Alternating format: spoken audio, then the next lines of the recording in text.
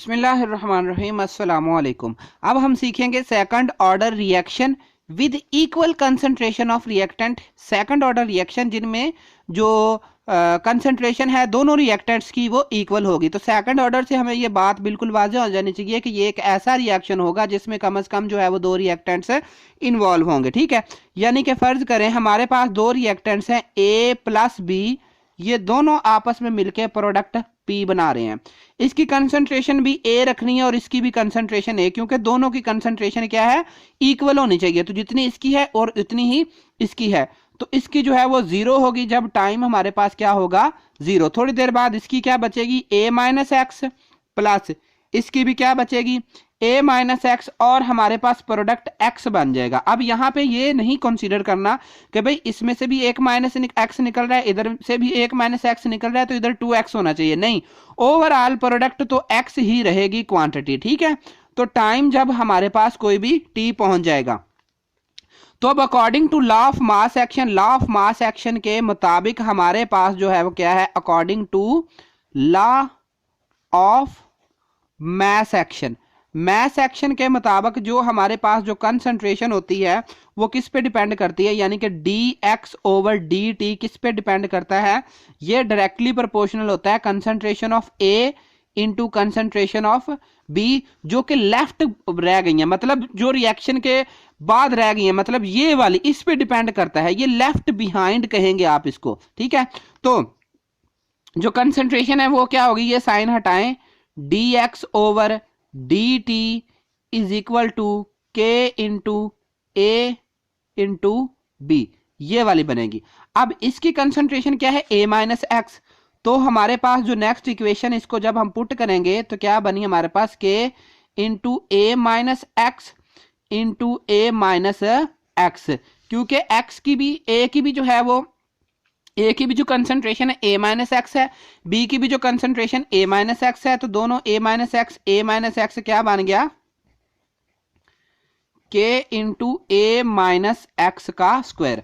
तो अब हमारे पास ये इक्वेशन बन गई, लेकिन we want such equation which can tell us the concentration of product produced at any जो है वो टाइम, किसी भी वक्त जो है वो हमें कंसंट्रेशन जो है वो प्रोडक्ट की बता सके। सो फॉर दिस पर्पज इसको हम कहते हैं equation one. We have to integrate this equation one before integration separate variable. तो पहले आपने क्या करना है, सेपरेट वेरिएबल्स को जो है वो आपने क्या करना है, सेपरेट करना है। क्या करेंगे आप, एक्स वाली टर्म एक तरफ बाकी सब कुछ दूसरी तरफ ले जाएंगे, ये हो जाएगा dx over a minus x का square is equal to K D T. Put the sign of integration, अब आपने इंटीग्रेशन का साइन पुट कर देना है, put the sign of integration, integration का साइन पुट करेंगे तो क्या होगी ये वाली, 1 ओवर a माइनस एक्स का स्क्वायर इंटू डी एक्स, इस टर्म को जो है ना 1 over a minus X square लिख लिया, इज इक्वल टू के, चूंकि कांस्टेंट है ये इंटीग्रेशन में नहीं काउंट होता, तो ये होगी डी टी। तो ये हमारे पास जो है वो इंटीग्रेशन फॉर्म बन गई। अब हमने इस इंटीग्रेशन को सॉल्व करना है, तो सबसे पहले जो है वो इस साइड को, इस इक्वेशन को हम कह लेते हैं कि दिस इज आवर इक्वेशन है 2। तो पहले हम इस इक्वेशन को सॉल्व करते हैं, इतने पार्ट को। तो ये जो इतना पार्ट होता है 1 ओवर a माइनस एक्स का स्क्वायर इंटू डी एक्स, ये आगे चीज। अब जब आप इसको ऊपर लेकर जाएंगे तो ये होगी पावर, ये इधर प्लस में, उधर जाके पावर क्या हो जाएगी, ये माइनस में हो जाएगी, ये हो जाएगा a माइनस एक्स की पावर -2 इंटू डी एक्स। यहां पे आपने एक चीज जहन में रखनी है कि जब इंटीग्रेशन भी हो, डेरिवेशन भी हो, और किसी कंपाउंड की इस तरीके से कोई भी वैल्यू की जो है ना, कोई भी मतलब वैल्यू उसकी पावर भी हो, तो इस वक्त हम अप्लाई करेंगे एक पावर रूल। कौन सा पावर रूल, आपने लिखना है a माइनस एक्स, ये चीज लिखकर इस पावर में आपने +1 कर देना है, और इस सारे के साथ आपने साथ ही इस पे डिवाइड कर देना। क्या करना है, पावर रूल लगाना है कि ये जो -2 है या जो भी पावर हो इधर, वहां पे +1 करना है और सारे को जो है वो उसके ऊपर डिवाइड कर देना है। सेकंड थिंग, आपने ये पावर के जरिए से हल कर लिया। अब पावर के बगैर बाकी रकम बचती है a माइनस एक्स। तो a माइनस एक्स का जो है वो आपने डिफरेंशियल लेना है, डेरिवेटिव लेना है। तो a कांस्टेंट है, कांस्टेंट का डेरिवेटिव हो जाएगा 0 और x का डेरिवेटिव जो होता है वो होता है 1। तो क्या टर्म बनी अब आपके पास? इस टर्म को अब नेक्स्ट जो है वो सॉल्व करेंगे जब आप, तो हमारे पास जो क्या बनती है ये बनेगी integration 1 over a minus x का square into D x which is equal to a minus x की पावर -1 बचेगी और नीचे भी क्या होगा -1 और इधर से भी क्या आ गया -1 आ गया। ठीक है, तो अब ये माइनस और ये माइनस आपस में कैंसिल हो जाएंगे। तो हमारे पास आ गया a माइनस एक्स की पावर -1। जब आप इसको नीचे लिख लेंगे a माइनस एक्स हो जाएगा, यानी कि ये जो पावर जब आप नीचे लेकर जाएंगे तो क्या हो जाएगी, पॉजिटिव हो जाएगी। तो ये जो हमारी इक्वेशन 2 है, ये इतनी वैल्यू तो हमने निकाल ली कि ये किसके इक्वल होती है, ये होती है 1 ओवर a माइनस एक्स। ये हमने वैल्यू निकाल ली विच इज इक्वल टू, बाकी बचता है k डी टी, के टी प्लस सी हो जाएगा इसका। ठीक है, मतलब ये जो है इंटीग्रेशन डी टी, इसका जो आंसर आना है वो आपके पास टी आना है, क्योंकि इधर 1 होना, तो 1 का डेरिवेटिव जो है वो, अगर यहाँ पे x है तो 1 का डेरिवेटिव x हो जाएगा, अगर यहाँ पे 2 है जो है वो x है तो 1 का डेरिवेटिव x हो जाएगा। इसी तरीके से अगर t है तो t आ जाएगी। मतलब ये इस तरफ का ये सोल्यूशन आ गया। अब यहाँ पे c क्या है, c इज जो है वो इंटीग्रेशन कांस्टेंट है, c इज इंटीग्रेशन कांस्टेंट। अब आपने इसकी वैल्यू फाइंड करने के लिए, to find its value put boundary condition. Boundary condition आपने पुट कर देनी है जी, बाउंड्री कंडीशन। अब बाउंड्री कंडीशन कौन सी होनी है कि जब x इज इक्वल टू 0 होगा और t इज इक्वल टू 0 होगा। इस इक्वेशन को हम क्या लेते हैं, दिस इज आवर इक्वेशन 3। तो पुट इन इक्वेशन 3, इसी इक्वेशन में आपने x is equal to 0 put करना है और t is equal to 0 put करना है। तो हमारे पास क्या इक्वेशन बनेगी, 1 ओवर a माइनस 0, सिर्फ x की जगह पे, यहाँ पे x की जगह 0 पुट कर दिया, is equal to k into 0, t की जगह पे भी 0 पुट कर दिया, प्लस c। तो क्या बना ये वाला 1 over a is equal to c, क्योंकि k को 0 से मल्टीप्लाई करेंगे तो क्या आ जाएगा 0, 0 प्लस c, ऐसे लिख लेते हैं 1 over a is equal to c। तो c की वैल्यू आ गई आपके पास 1 ओवर a। इसी को इसी इक्वेशन में आपने पुट कर लेना है। So put in equation 3, put in equation 3। Equation 3 में जब आप पुट करेंगे हमारे पास जो बचेंगे 1 over a minus X is equal to K T plus 1 over a। तो अब आपने इस इक्वेशन के मुताबिक जो है वो एक ग्राफ बनाना है। ठीक है, तो जब आप ग्राफ बनाएंगे तो कुछ वो इस तरीके से होगा, ये हमारे पास वाई एक्सिस है और ये हमारे पास एक्स एक्सिस है। ठीक है, अब जो ग्राफ है हमारा वो थोड़ा सा इधर, लेकिन होगा स्ट्रेट लाइन ही। ठीक है, अगर आप इस इक्वेशन को देखें तो हमारे पास ये वाली है वैल्यू, उसको हमने इधर रखना है, कंसंट्रेशन को हमने इस तरफ रखना है कि इधर कंसंट्रेशन इंक्रीज हो रही है। कौन सी है ये होगी 1 ओवर ये a minus x, 1 over a minus X. ठीक है, और इधर हमने ले लिया टाइम। अब ये जो इतनी चीज है, ये जो एंगल बन रहा है यहां पर, ये वाला ये है थीटा, इसको हमने कहना है कि ये स्लोप है, ये ढलान को कहते हैं इंग्लिश में स्लोप। तो ये जो बनेगी हमारे पास ये होगी slope of straight line which is equal to K, यानी कि ये जो थीटा है ये बेसिकली हमें किसकी वैल्यू दे रहा है, के की। अब ये जो टर्म है हमारे पास ये क्या है, ये 1 ओवर a है, जो कि हमारा इस इक्वेशन में प्लस हो रहा है। देखें ये वाली चीज तो हमने x एक्सिस पे, y एक्सिस पे ये पुट कर दी थी, ये जो टाइम है ये हमने x एक्सिस पे पुट कर दिया था, बचा ये। तो जितनी टर्म k में प्लस हो रही है, ग्राफ जो है वो थोड़ा सा ऊपर की जानब हो जाएगा। अब हम चाहते हैं कि हमारे पास एक ऐसा ग्राफ आए जो इधर इस लाइन से गुजरे। तो क्या करना है आपने, ये जो इक्वेशन है इसको हम क्या लेते हैं कि दिस इज आवर इक्वेशन 4। तो इस इक्वेशन 4 को हमने रीअरेंज करना है कि ये 1 ओवर a इस तरफ ले जाना है। So rearranging equation 4, rearranging equation 4, equation 4 को रीअरेंज करें, क्या है हमारे पास 1/a minus x minus 1/a is equal to K T. अब इन दोनों रकमों का आप लेंगे एलसीएम, अगर तो सेम होती तो एलसीएम बिल्कुल सेम होना था, लेकिन अब चूंकि हमारे पास दो डिफरेंट टर्म्स हैं तो हमने इन दोनों को एज अ एलसीएम ले लेना है। तो ये वाली टर्म इस टर्म से कैंसिल हो जाएगी, जो ए होता है वो इसके साथ मल्टीप्लाई हो जाएगा। इसी तरीके माइनस ये वाली टर्म इससे कैंसिल और ये a माइनस एक्स इसके साथ मल्टीप्लाई हो जाएगा, a minus X is equal to K T. ये माइनस अंदर मल्टीप्लाई होना है, a माइनस, देखिए ये माइनस है, ये a जो है ये भी माइनस का हो जाएगा, जबकि प्लस जो है x जो है वो प्लस का हो जाएगा। देखें जब ब्रैकेट के बाहर माइनस का साइन हो तो अंदर वाली सारी अलामतें चेंज हो जाती हैं। तो a into A minus X is equal to K T, तो ये इससे कैंसिल आ गया आपके पास x over a into A minus X is equal to K T.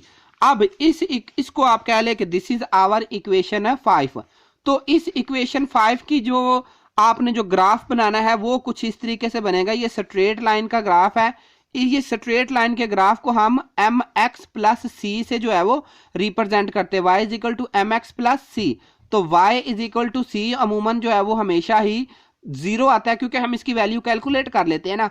तो ये जो हमारे पास इक्वेशन बनेगी ये इस इक्वेशन के ग्राफ जो है, यानी कि ये एक मैथ में टर्म यूज होती है, आप इसको जो है वो जस्ट लिख देंगे कि it is a straight line graph. अब आपने ये जो सारा फैक्टर है यानी कि x over a into A minus x, इधर आपने टाइम लेना है। तो अब जो ग्राफ बनेगा आपका वो स्ट्रेट लाइन होगा। ये चीज क्या होगी, थीटा, थीटा किसके इक्वल होगा, ये होगा slope of straight line which is equal to K. तो ये हमारे पास जो है, तो ये ग्राफ हमारे पास जो बनेगा वो स्ट्रेट लाइन बनेगा। ये जो चीज है दिस इज द कंसंट्रेशन और ये टाइम, तो इसका मतलब है कंसंट्रेशन, और कंसंट्रेशन को आपने वाई एक्सिस पे लिया हुआ है और जो टाइम है उसको आपने एक्स एक्सिस पे लिया, तो हमारे पास जो है वो एक स्ट्रेट लाइन ड्रा जो है वो हमें मिलेगी। अब नेक्स्ट जो है वो हम मालूम करेंगे इसके units, units of the second order reaction. ठीक है, तो units of second order reaction. अब सबसे पहले हमने इसकी इक्वेशन लिखनी है। हमारे पास जो फाइनल इक्वेशन आई थी वो थी K T is equal to X over A into A minus X. तो ये हमारे पास इक्वेशन है। अब हमने इस इक्वेशन में ये चीज देखनी है कि x क्या है। x जो है वो कंसंट्रेशन है, ये k की हमने वैल्यू मालूम करनी, k को इधर रख ले, ये हो जाएगा 1 over T x over a into A minus X. तो टाइम अगर आप लेते हैं सेकंड्स में फर्ज कर ले, x जो है ये कंसंट्रेशन, और कंसंट्रेशन क्या होती है मोल पर डेसीमीटर क्यूब, तो इसकी भी क्या होगी, ये होगी मोल पर डेसीमीटर क्यूब। अब a जो है ये इनिशियल कंसंट्रेशन है दोनों रिएक्टर्स की, तो इसकी भी वैल्यू जो होगी वो क्या होगी, मोल पर decimetre cube.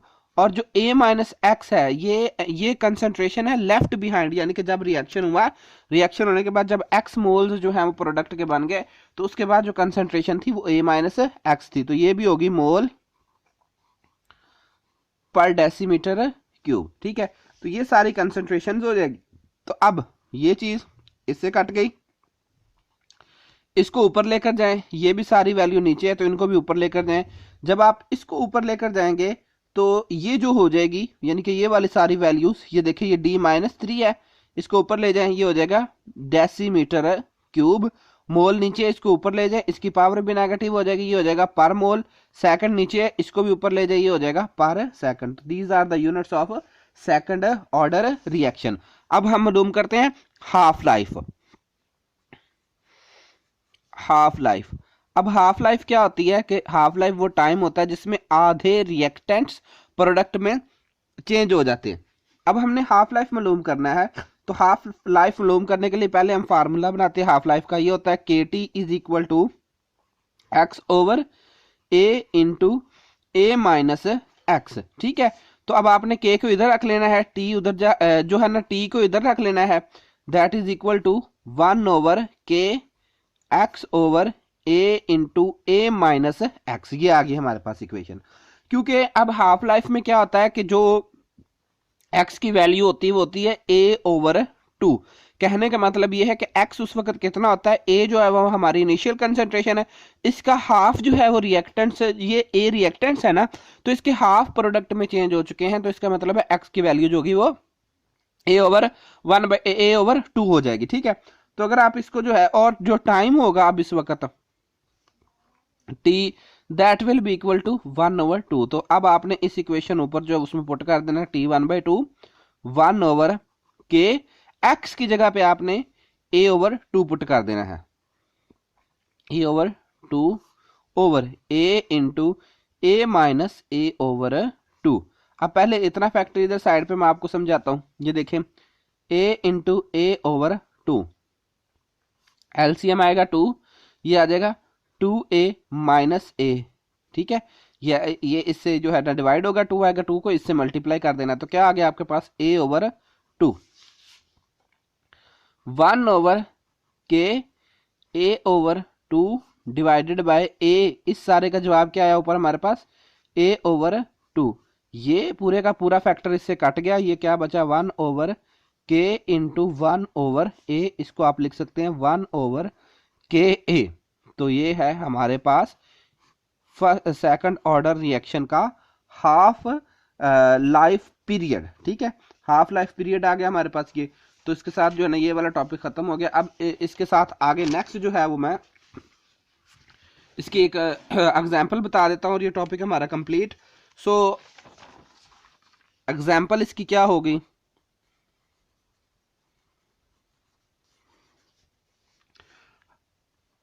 CH3 COO C2H5, इसका नाम है इथाइल एसीटेट, इथाइल एसीटेट।